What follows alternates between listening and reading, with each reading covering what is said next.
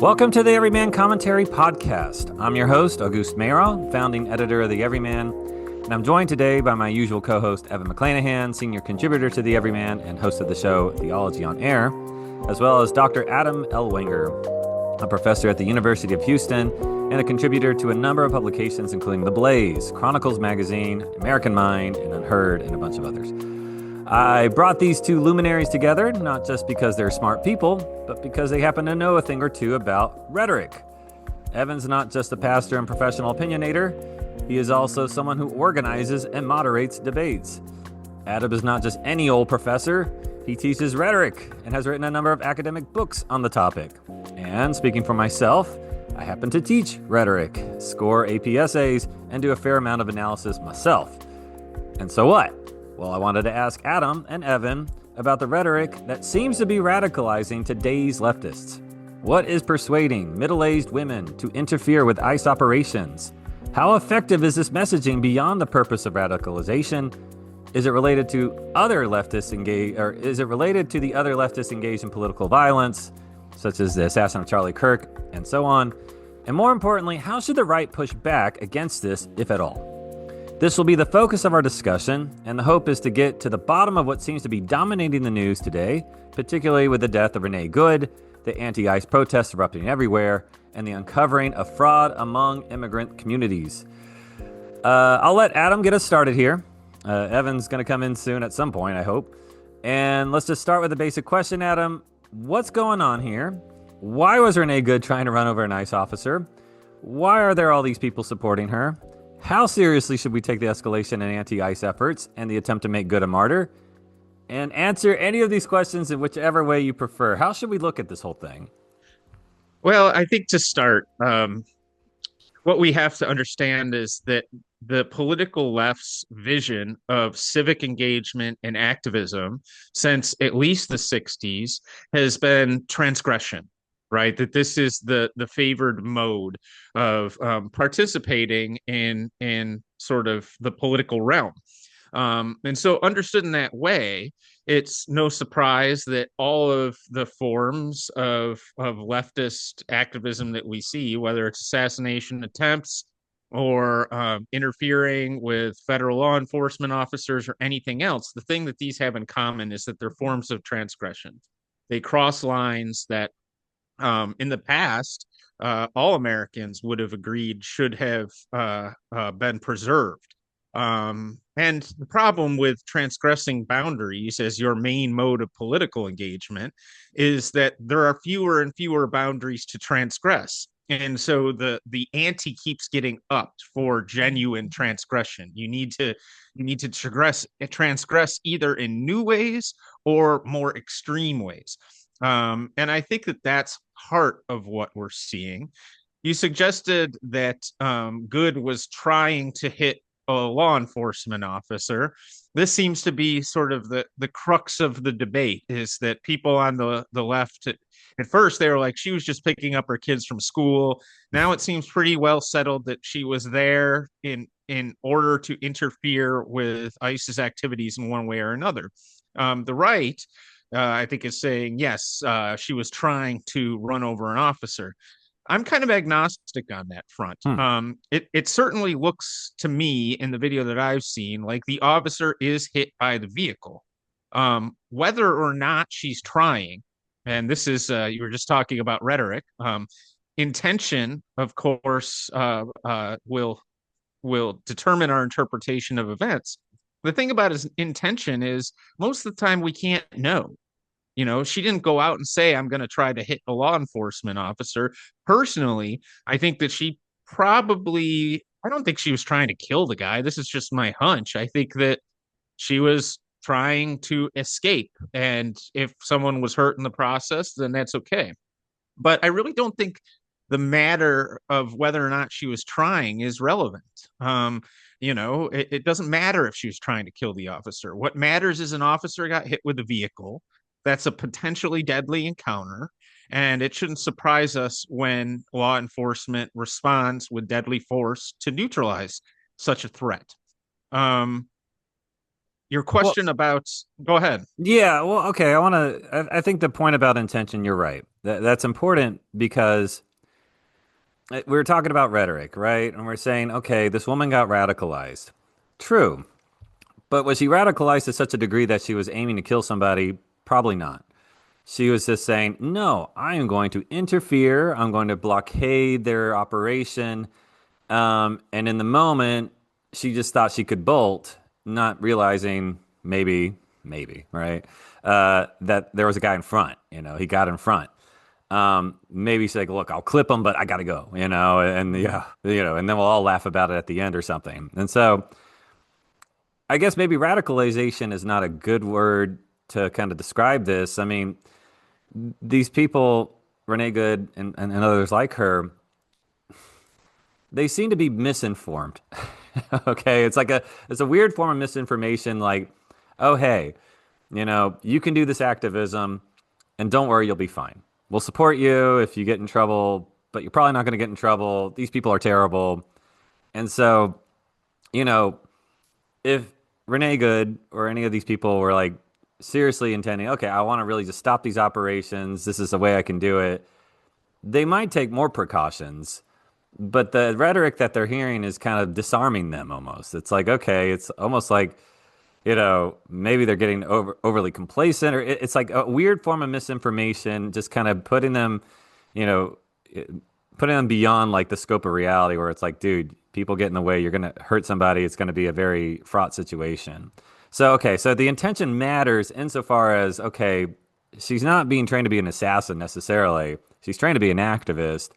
However, the rhetoric that's coming at her from her news and from these kind of different sources it's really just kind of like, you know, making her make bad decisions, right? Or take, not really realizing that activism easily, well, it's breaking the law. I don't know. She kind of forgot that point, or that she's putting people's lives in jeopardy. She forgot that point.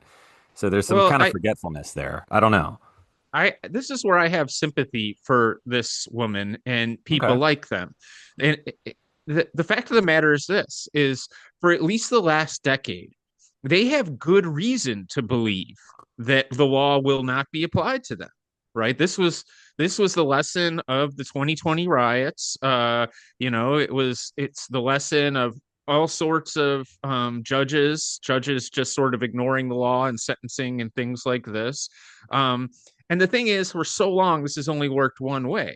Nobody's going to spend time in jail for burning down Minneapolis, but God forbid you walk through the Capitol on January 6th, because then you will be held accountable. Hmm. And I think that what you've got now is probably almost an entire generation of people who don't remember a time before the current crisis. Like if you were born in a few years before Obama was president, you can be excused for not having seen people being held accountable for these things. And this is where the violence of non-enforcement, those chickens come home to roost, right? This woman's death is probably a product of the fact that nobody's been held accountable to this point. And so she was justified in thinking, look, I'm allowed to do this. And that's sad. Well, I mean, it's interesting. You're not going to get another January 6th, you know, because they made the point very clear. You try to protest, you try to get near that Capitol, you try to trespass, even if you're being urged on by likely Fed plants, or right, uh, you're gonna get hit hard, and your family, and your friends, and everything. Even though you think you're protesting, even though you think people have your back, they don't. Um, and so you're not going to have another January 6th. That's why it becomes more and more farcical when they try to say, oh, what a terrible day. Oh my gosh. The only people who died were the people who were protesting, Ashley Babbitt, Rosie Boylan, or whatever, and some others. And again, they were protesters. They were Trump supporters. Right. Um, and no investigations seriously been made about the, police brutality that really did happen. And I mean, I'll keep making that point, but to what you're saying is like, okay, conservatives know they're not going to get supported, so they don't do this type of thing. The left does get supported, and or else, I mean, yeah, nothing happens to them. Okay, so there's that aspect of it. Um, Now, what do you think of now? Do you think there is this like Antifa? I mean, that's kind of like, I guess, my question on this type of thing. It's like, okay, is this is she just a normie person? I mean, I had this question here. Is because I have a theory on this. Okay, um, Bennett. okay, Renee Good and others like her. Are they normies who are radicalized, or are they radicals who simply look like normies? So I have a theory that these Antifa types that we see the pictures and we see them talk, they just happen to be older now. And they're not fitting our imagination about what a rebel looks like. You know, perhaps they were young rebels back in the day, but, you know, they're 10 years older or 15 years older than they were when they started this whole thing. And now they just look like old lesbians who don't have jobs. But they're still pretty animated about these issues. So I'm wondering, like, is it wrong to see Good as someone who is radicalized, or should we just see her? Well, no, these are just who radicals are. I mean, this is their profile. My thoughts are that this woman strikes me as a radical. She my understanding is that she actually left the country after Trump was reelected, Oh, really? which yes, which suggests to me that like, a lot of people say that and the joke is, okay, now do it. Well, apparently she was radical enough that she did. And then came to Minnesota shortly thereafter, I think. And the news reporting that I've seen suggests that her children attend a sort of devoutly woke school, where social justice is the core thrust of the curriculum. Yeah. So Can we make a point about that? Because I mean, I was about to write about it, but I'll just say it here. I love charter schools. My kids go to a charter school. You can do wonderful things when, you know, these restraints are, you know, removed, right? But you have the opposite side of things. Again, charter schools are largely autonomous. They just get government funding and they do whatever. And there are a lot of schemes and a lot of scams. And this is a perfect example of one of them, you know, where it's like, okay, it's a fly by night operation. It's kind of basically a leftist activist kind of outlet, indoctrination center. And so that does exist. So just, you know, I am for school choice and all these things, but this is what you're going to get, and this is what you have to guard against when you're forming policy to kind of like, you know, get, you know, break up the public schools and stuff like that. Okay, go on. Sorry. no, I think that that's a great point, and I think it goes in line with sort of the Somali fraud story that ultimately we put in these sort of generous public funding elements to all these institutions, and then there's no oversight, and what we end up with is like woke daycare or ghost daycare. um, uh, I think that the thing that surprises me most about this, that I think about in relation to the ICE stuff, is no one disputes that the ICE agents are enforcing real laws. Um, I asked my students this week when ICE came up, I said, okay, what law are they breaking? And nobody could tell me which law. Um, and the sort of adult end of the left understands that like what they are is enforcing legit laws that are on the books, and yet nobody's pushing to change the law. It's just sort of accepted that, well, we shouldn't be enforcing this law. We don't have to change it, we just shouldn't be enforcing it.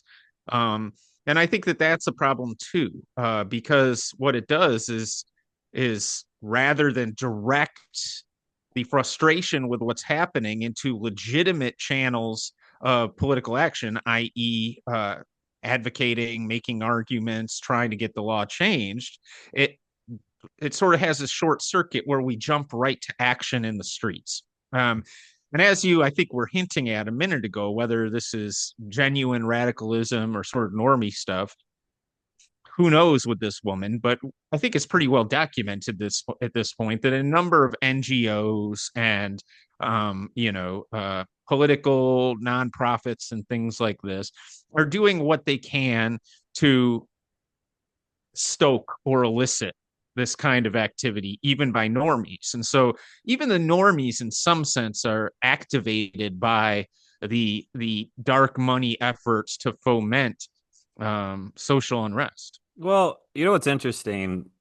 Because I mean, it now it's become a thing. It's like a social media kind of like phenomenon where it's like you spot like ice trucks or ice cars in your neighborhood. You take a picture, you post it on Facebook or social media. Hey guys, ice is here. Be safe. Like, and there's no thought behind it. It's just like, oh, I want to post something and I want people to see it, and it's like Well, something it's a everybody's virtue doing. signal. It's like, look at what a It's good a person I am. it's a weird, yeah. But when you like question it for even like half a second, you're like, wait a minute. Well, I'm not illegal. I'm fine. And if there are illegals in our neighborhood, yeah, I mean, especially with criminal records, which they seem to be focused on, I'm okay with this. I Um, do think that you brought up an interesting question about why it is that middle-aged white women yeah. are. I mean, do you have a theory about that? Because it does Okay. I seem wanted to ask you relevant. about the theory that there's a weird fetish going on. Like you've had these memes going around, like these middle-aged women, they're single or they're divorcee and they're lonely. And so they just kind of get involved in these things, not really caring one way or the other, but they like, oh, no, officer, oh, you got me, and they're just kind of reenacting some like romance novel. Um, and I mean, okay, I laugh at it at first, but maybe I don't know, or is that just kind of silly? But there's some memes about this, right? Yeah, I And know. there probably is some weird sublimated sexual energy that is Well, it's redirected. weird that it's women and not like men, right? I mean, men are usually supposed to be the violent, aggressive ones, and women Yeah. are not. But women are, it's like the women kind of get in it. It's like this is their adventure. It's just like, letting loose, let's go blockade some ice trucks. Like, Yeah. It's like the handmaid's tale thing, oh right? yeah. Where, like on some sort of subconscious level, uh, there's this sexual fascination with being forced to, become a sexual object and things like this. I don't, I would dismiss that except for the fact that there are any number of other ways to protest, Yeah. sort of patriarchy, but these women are particularly fixated on this one story. Well, I mean, Um, okay, I think that's fair to say, right? I mean, this is not just anti-ICE, pro-immigration type of movement. It seems like there is a feminist element to it, right? It's like, okay, ICE has come to represent the patriarchy, as you say. It comes to represent Trump, who also is a symbol of patriarchy. So maybe these women are especially intrigued by it and get involved because they're fighting the man, man. They're fighting the patriarchy by getting involved. But then again, I mean, like if you see it as a feminist issue, maybe you're missing a few key points. Like this is illegal. You could get hurt. You could get killed. Um, and you are protecting some of the worst people that do need to be deported. And you're kind of missing the point of all this stuff. Um, so I think that's a fair point. So okay, I mean, I think we have an idea here. So well, okay, I do want to kind of return. Oh my gosh, Evan's back. Great. Okay, I'll get to you, Evan. Evan has thoughts about lesbians, but um, I wanted to. The whole point about is this representative of a general grievance, or is this just kind of like Antifa and their donors just going full throttle and trying to bring the perception that this is a popular unrest? You know what I mean? Like, so it's like, are we all supposed to be upset with ICE? I mean, are we just as conservatives just in a bubble and we're like missing the bigger conversation here, or? No, this really is just more people on the extreme ends of things that are fully indoctrinated. They don't have much else to do. They might be even paid to be agitating like this. And, you know, if that's the case, then maybe the way we should respond is by not giving it much fuel, right? I mean, and that seems to be what's going on right now. It's like, well, okay, Trump said, no, it's justified killing, with Renee Good. And he's just kind of sending people in there, whatever. And, celebrities will make their little token remarks and then just kind of move on, like the Golden Globes and stuff. Okay, but let's kind of pivot a little bit since Evan's come in. Evan, we're glad to have you. Good to be And here. Yeah, Evan had to pick up his daughter from like piano practice or something. I had to do that on Tuesday, so we're all good. Um, so I want to ask you, Evan. Okay, so you mentioned in our group chat that Renee Good's homosexuality, her lifestyle as a lesbian, is not getting enough attention in this story, and it's actually an important detail. Why? Explain to us, please.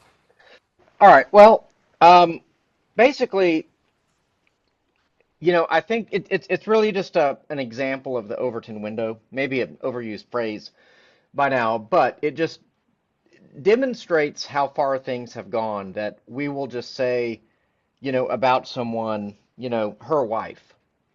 This is a totally foreign concept to all of humanity for the past 85 million years, okay? Or however long we've been evolving from apes, okay? Okay, Like sure. she can't have a wife, he can't have a husband. It defies all reason and logic. And so, and by the way, it's like they weren't ever even married. There's what I've heard is that, I don't know, they were just in a relationship, and her Really? wife, So they're was just was like partners kind of the then, or more whatever. radical one. That kind of like, and in fact, she even said, "I'm really sorry I brought her into this," Yeah, and there was like she was apologetic about it. So, but homosexuality is a radical lifestyle. That's really my only point. We're basically asking the question: was Renee Good a radical? Was she radicalized? When was yeah. she radicalized? What does that look like? And my point is that probably when she went to Old Dominion, just your average, liberal elite, university where she learned all of her progressive values. In that process, she was radicalized to some degree, but she had a normal life. She was married twice. She had children. She had every opportunity to live the, I mean, at least superficially, the life that God intends for us to be fruitful and multiplied, male and female, and all of that. And she rejected it.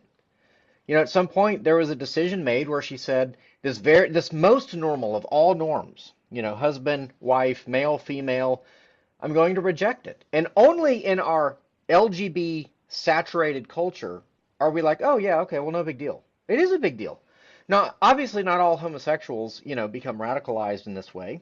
And there's a lots of heterosexuals who become radicalized in this way. So there are limits to this argument, but I think I think that radicalization as a whole becomes a much wider highway when we normalize homosexuality. I mean, it was taboo for a reason. In Downton Abbey, that's one of the themes of, Downton Abbey is the secret butler, who's like a closeted. At some point, he gets to come out of the closet, or what have you.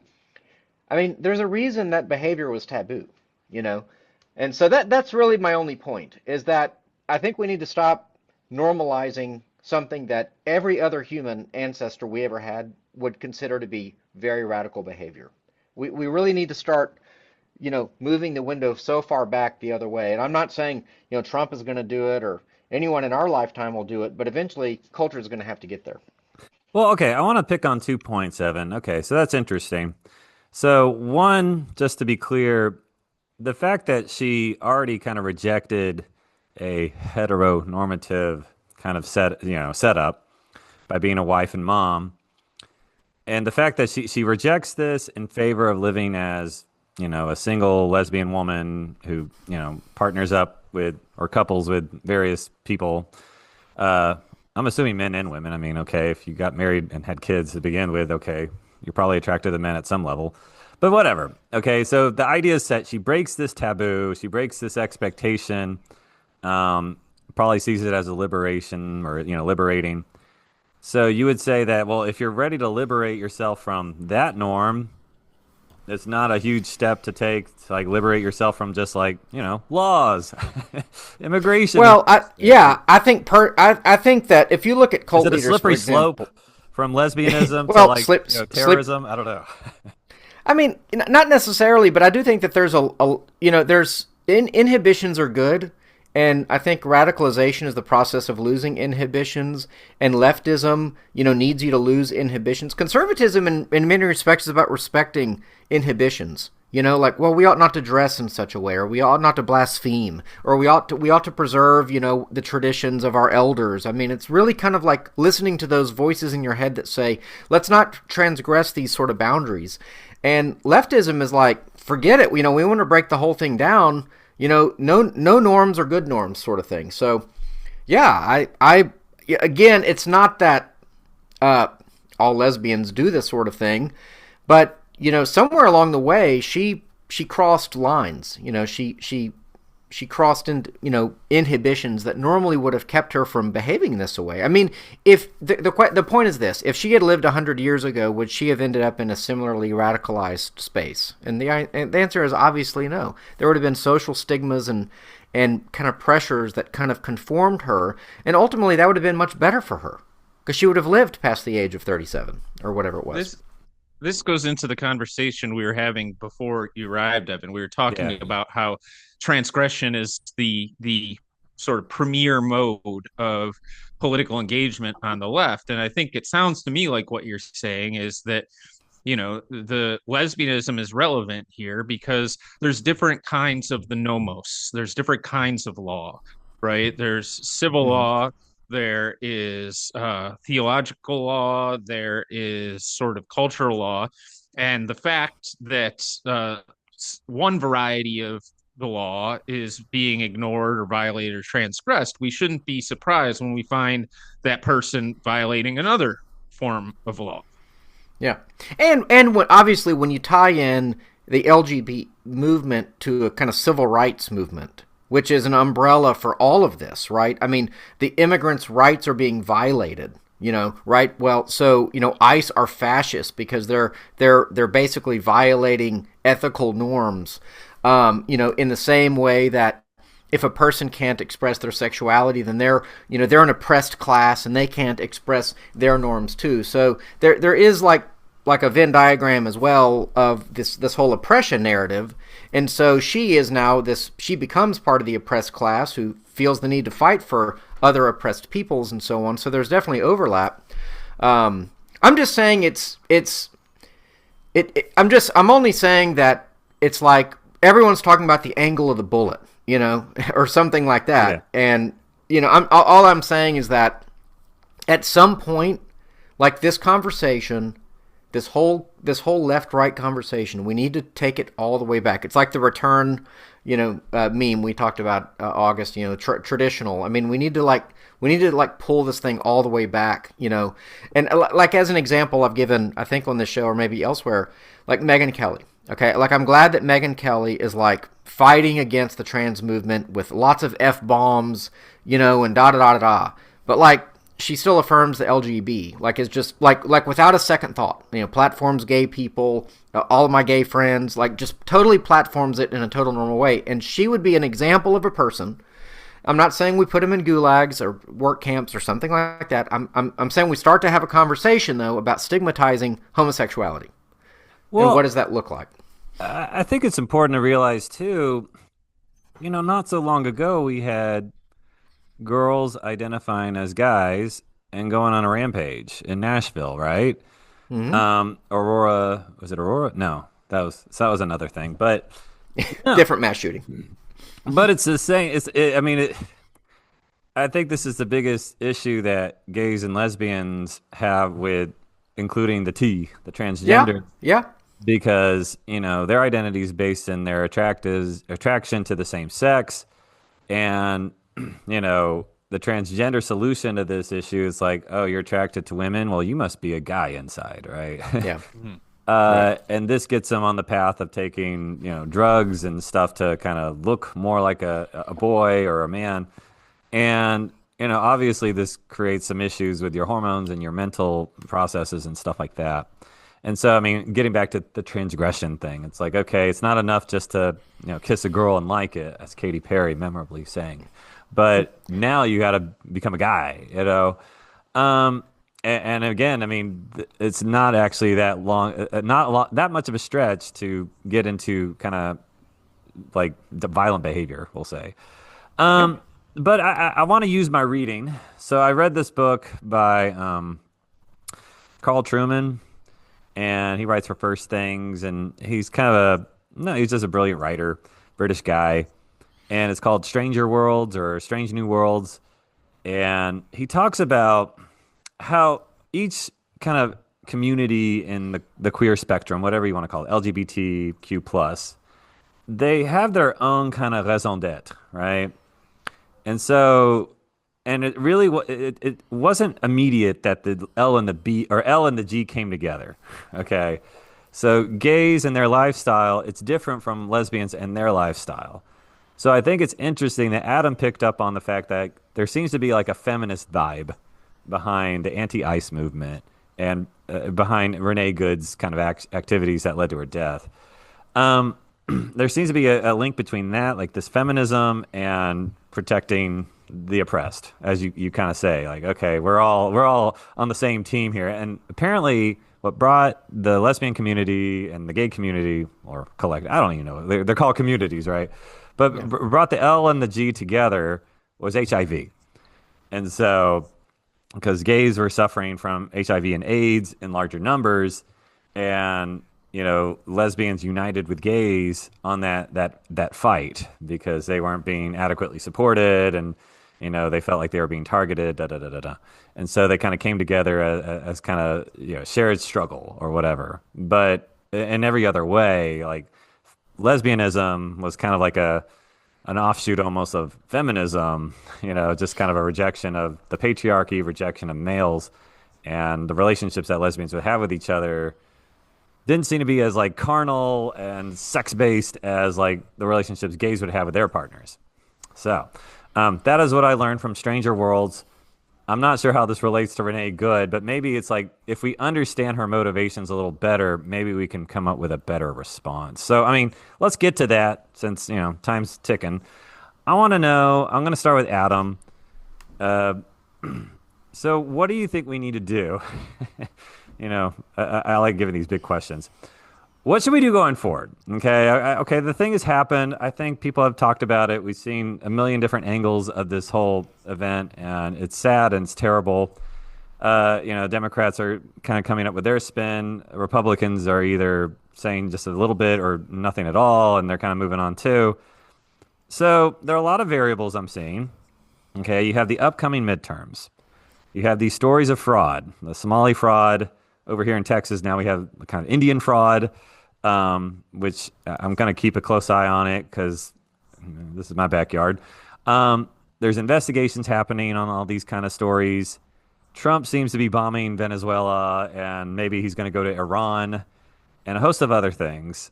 What should Trump's administration do? How should people respond to this kind of stuff? How should we understand it? Is it already old news? So what do you think we should do, Adam? Well, I think I'll speak to what the right or conservatives should do, and Okay. then give some advice to maybe the left. Um, I think, and I want to be a big disclaimer here. I'm speaking from a purely utilitarian perspective when I say what I'm about to say, just in terms of if the good is the useful, okay, then what happens in the scenario in Minneapolis is about as good as it could get for the right. And in other words, this was always going to happen, right? When somebody was going to die in an exchange with ICE, when the left is intent on defying this power. But we got really lucky, right, under the circumstances that it happened with. For example, we lucked out and got a white lady, first off. If this had not been, right, if this had been, someone of another race, right, we would probably be looking at much more chaos and disorder. And I think that the usefulness of this comes from the fact that what was before abstract, hey, let's go out and mess around with ICE, right, has now we have a real concrete example of no, you are messing with your life, right, when you make these choices. Um, for the left, I think that the left is making a big mistake, right, by suggesting that this was undeserved. When you have someone who's willing to die for a cause, which presumably this woman was, or at least I think we should honor her and assume that she was, right? To say after the fact that, well, she didn't mean for this to happen, right? When you engage in civil disobedience, you accept the fact that you can no longer control the consequences that will come at the hands of power. And I think you honor that, right? If they would be smart to say, yes, like that's noble, right? Death is a possibility of this, but we still need to fight. I think that would mobilize more. As far as tactically in the larger political scheme of things, I think what we should do is continue to enforce the law, and until they make any reasonable attempt to change it, then this is just a non-issue, right? And I would also note that we don't know how much time the Republicans have left with a trifecta in the House, Senate, and the presidency. Too much is happening with executive actions, things to this sort. We need to codify as much of this stuff as we can in the next however long, year. And if I had my choice, don't take your eye off the ball. Don't worry about Maduro. Don't worry about Renee Good. There needs to be more of an effort to legislate rather than to administrate in the administration. Well, okay, so on that point, Adam, I agree with you, but these lawmakers just seem so averse to doing anything. Like they seriously want to keep their head down, wait for the midterms to come, hope and pray that the Democrats implode, and they just kind of slide by. Well, or maybe they don't even care about losing. It's this. I mean, these guys, they're not even, like, they don't even represent their own people. I mean, Fisher King had a post this week, and it was pretty depressing, but it was like, I think we just need to realize we are an empire. That's part of this whole Iran-Venezuela conversation. I think, maybe we can become a republic again in the future, but probably not. We're an empire, and we have an emperor, and that's kind of how things are running. Basically, Congress is presenting, it's making itself obsolete because it won't do anything. I didn't mean to interrupt.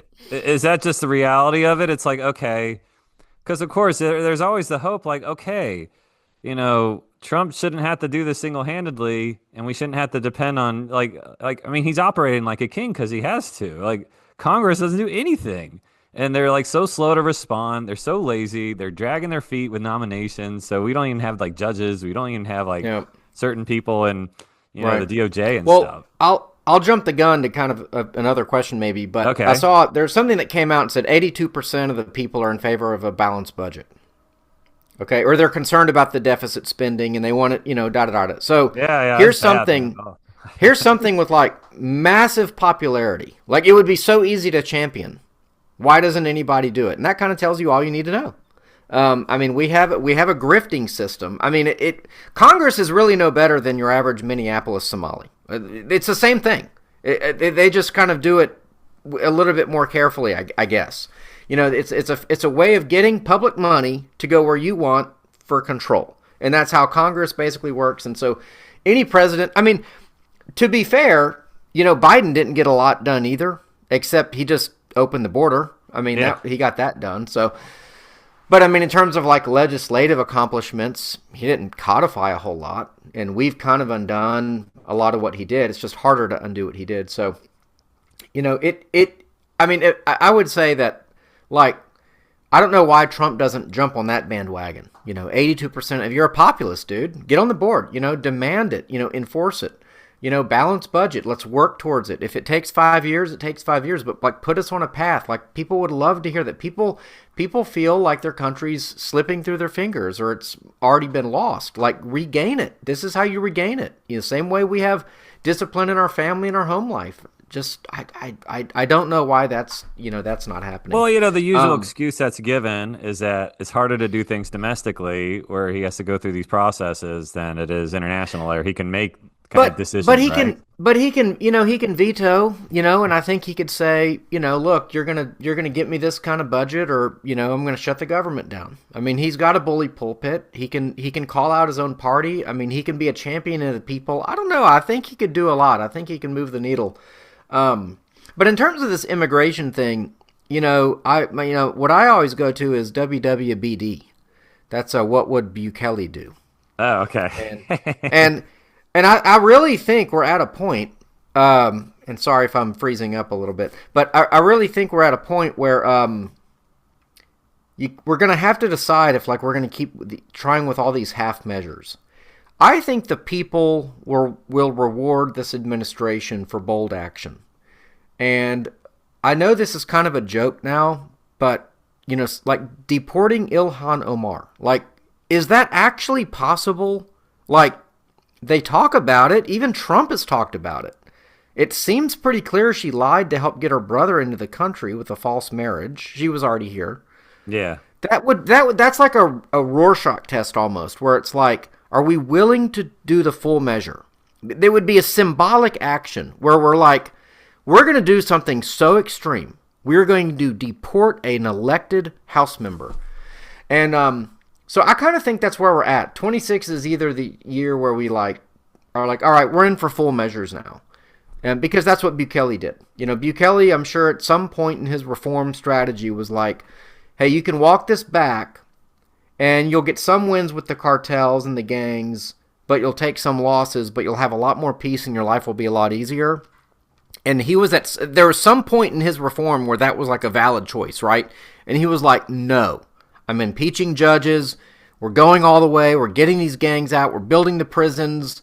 And he's loved for it. And I think that's where we're at. I think like we'll never have a president with 90% approval, but on this like immigration and ICE actions, like we just have to go all the way. Okay, so Evan is obviously a firebrand and an extremist, as am I. So maybe you can talk us out of our craziness here. I mean, what would happen if we took some of these actions? Like, what would happen if we put Ilhan Omar, deported her, put Tim Walz in jail? Okay, I mean, there's a lot of like criminality going on, and a lot of it's being reported. Is this gonna like just shake the beehive too much, and is it gonna like backfire, or would it be like Evan is suggesting, like, no, this would actually be pretty popular, and it might kind of discourage the Democrats from their excesses? I think there's a lot of Trump voters who want those extreme measures. Like I'm among them. I'm not opposed to deporting Ilhar, but I would say that understanding where we are as a nation also means understanding that this is a non-starter. And I think it might be popular, but what I would say is like, like I think any reasonable person would look at what Hillary Clinton did, right? With the secret email server, deleting subpoenaed documents, things like this. I think that anybody would say, like, look, crimes were committed there, right? But understanding the moment that America's at right now means understanding that Hillary is not going to prison, period, right? And that's where we have to work from, is understanding that the regime is not who we elected. It's a decentralized, like Evan was saying, is sort of payola, right? It's really a money network, and that's what determines which moves on the chessboard are possible. Where we are, Hillary's just not going to prison, right? We have a new one this week. She and Bill refused to testify before Congress, right? That's a crime to my knowledge. Is anything going to happen? No, of course not, right? Because that's how the board operates right now. And so while I'm on board with these extreme actions, I also think that we can't spend a lot of time pursuing them sort of just on their own desirability. We need to spend the time we have on stuff that could reasonably actually happen with the way that the board is set at this particular moment. Well, okay, but to that point, I would agree with you, at the time, okay? I mean, 2025 or 2026 now is a little different from 2016 or 2017. And I feel like the board has switched up a little bit. At some point, I mean, maybe Hillary, a lot of people didn't understand what she did wrong. I mean, she committed crimes. We can understand that, but it took a while to explain what those were and what she was doing with email servers and all the like. But versus like, okay, Ilhan Omar, I mean, if you just put the narrative very simply, just think in rhetorical terms, you put out the messaging. This woman married her brother, okay, to get in the country. So she got in on false premises. She apparently got him in on false premises. Oh, is it okay? Was that how it worked? Yeah. And she was already here. Now she's got her hand in the cookie jar with this kind of Minneapolis fraud with these Somalis in that city. So I'm wondering, like, okay, I mean, maybe 10 years ago, taking action against a official politician, an elected official, that would have been seen as shocking. But after Trump himself went through all these indictments and court cases, and even his advisors like Peter Navarro and Steve Bannon get put in jail. Okay, I mean, is it really extreme at this point to say, well, no? I mean, Ilhan Omar and Tim Walz and some of these other guys, they got to do time. I mean, and the crime is easy enough to understand, right? You're acting like that a large majority of people would see that crime if we explained it simply. I'll tell you what would happen for at least half the country. For at least half the country, you explain it simply like that, and they're going to say, "Look, this is cultural bigotry." In many parts of the world, marrying your half brother is not an uncommon practice, right? Where do we get off imposing this sort of very Western heteronormative ideal of marriage onto people? We can't do that. And they would say, that as far as the ties to the fraud go, as I think I've discussed with Evan before, they don't see this as fraud. They see this as their model of governance, right? This is just, hey, this is how you run a society. What we're calling fraud, they see as sort of social patronage, largesse. Right? Yes, exactly. Well, I mean, okay, Adam, obviously you're on a college campus, okay, and this is getting to your brain. You're drinking the Kool-Aid, man. This woke stuff, that might have flown like a year ago, 2 years ago, but we're not woke anymore, man. You can't just say, hey, man, that's racist to throw this person in jail. I mean, you might not care about woke, but woke cares about you. Okay, last question, and then we'll kind of have to wrap it up. I guess I'll start with Evan. So are we okay? I mean, just on a real level, okay. I mean, we'll talk about the advisability of it. Do you think anybody's gonna go down for this? Okay, I mean, so far we have Tim Walz, who pulled out of the race. Do you think he's going to be forced to resign? And then do we think any other politicians are going to go down, like Ilhan Omar or the lieutenant governor over there? And do we see these investigations spreading? Do we think we're going to start rooting out fraud in other states? So how far is this going to go, do you think? Or is this kind of the peak of it, and now it's going to drift away from consciousness, and we're going to talk about Sydney Sweeney again or something? Yeah.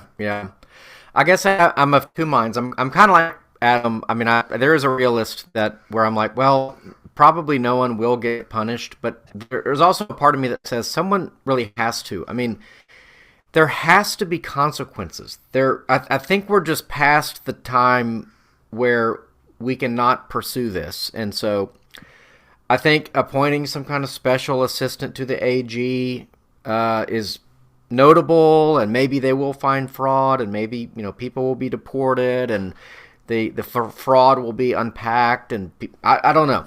I mean, I think I don't know what will happen, but I think it has to happen because if they keep getting away with it, I think you'll only see morale lost. So, which is why I'm saying full measures, no more half measures, will be rewarded. I mean, it's a good thing to campaign on, right? For these midterms. I think so. I think the only reason Republicans ever lose is because they hate, because their party hates them. Their own people hate them because of how weak and stupid they are. So give us something excited about, and we'll show up for you. But we never do that. So I think I'd like to see some more extreme act. And by the way, this whole thing is like it's like a network. So the money networks and the voting networks. Right? I mean, you have to disentangle all of that. I think there's a good chance Minnesota's a red state. If voter rolls are clean. I mean, I think the fact that Harmeet Dillon, for example, is going after these states that won't clean their voting rolls, won't tell us what the voting rolls are, and then the SNAP benefits. They won't say who's on their SNAP benefits and who's receiving them. If we can get some wins, okay, where they have to reveal that, maybe we can achieve real reform.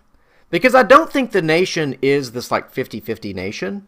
And I don't think states like Minneapolis, because like, okay, it's one thing for Illinois with Chicago to be a totally red state except for Chicago and therefore be a blue state, or New York to be a totally red state except for New York and be, you know, a blue state, etc. Yeah. I get that. But like Minneapolis, it's not that big of a city. The whole state is very, very red, you know, except for this one area, pretty much. So, yeah. I don't know, man. I think I'm still optimistic. It just depends on what the Attorney General can pull off, I think. Bondi.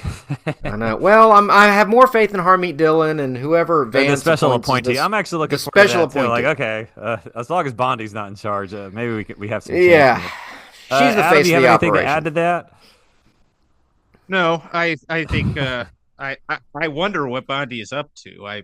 I don't dislike her. I just can't figure out what she's doing. Good question. So, yeah, I think she's probably on Fox News. Yeah. Well, that is a whole other problem of American politics. Is I think that's the real aim of a lot of these people is how many media hits do I get? Yeah. Well, okay. I think we're all hopeful that something's going to happen. I think more will happen because it is an issue you can campaign on, and I think more heads will roll. But yeah, I think our dreams of seeing Ilhan Omar back in Somalia and Tim Walz in jail and, you know, California being, you know, finally all the fraud over there. I mean, I don't know. I've been reading about California and their $1 billion trains, and it's like, you know, they make Minnesota look like nothing, you know. Anyway. Point of order: would she go back to Somalia or Somaliland? Just Somaliland, yeah, right. I mean, her dad like waged war against the other tribe, right? I mean. Yeah, he actually came here. That was the attackers or something. Yeah, I just want her to be safe when she goes back. That's all. That's all I'm saying. That's nice. That's generous. Yeah. Okay, well, let's wrap it up there. Thank you both for joining us, and thank you, listeners, for tuning in. Please make sure to subscribe to this podcast and give us a 5-star rating. Also, please check out our website, everymancommentary.substack.com, and become a free or paid subscriber there. Until next time, stay warm, read some good articles. I recommend those at the Everyman, but I might be a little partial. Please resist the temptation to disrupt any ICE operations in your neighborhood, and go in peace.